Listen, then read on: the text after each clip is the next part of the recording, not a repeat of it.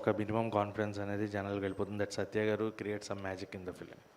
And రీసెంట్గా మీరు చేసిన మాకు స్టార్ అని చెప్తే ఎవరెవరైనా ఎదురు చూస్తే మీరు వచ్చారు క్లైమాక్స్లో. అండ్ అంటే ఇందులో నాన్చాక్ని చాలా గట్టిగా వాడారు కదా.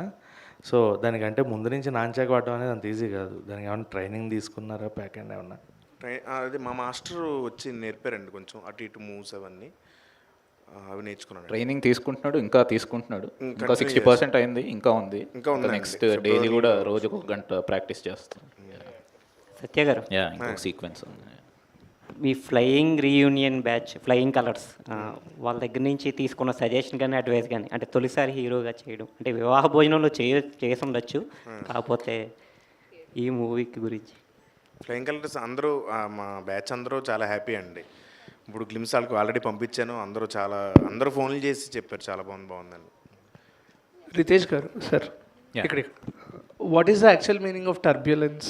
డిడ్ యూ యూస్ టర్బులెన్స్ అంటే అదే ఫ్లైట్ టర్బులెన్స్లో బేసిక్గా టర్బులెంట్గా ఉన్నప్పుడు ఫ్లైట్ ఊగిపోతూ ఉంటుంది కదా. సో నా మైండ్లో అలా ఊగిపోయినప్పుడు రాసిన స్టోరీలో. సత్య గారు, ఆ గ్లిమ్స్ చాలా బాగుందండి. అదా ఇందులో హీరోగా చేస్తున్నారు కదా, సో ఏమైనా 6 ప్యాక్ ఏమైనా రివీల్ చేయబోతున్నారా? సీజీ కొంచెం బడ్జెట్ ఎక్కువ అవుతుందని ఈసారికి అవాయిడ్ చేస్తాను. నేను కొంచెం సన్నగా చూపించండి సీజీ అంటే, అవసరం లేదు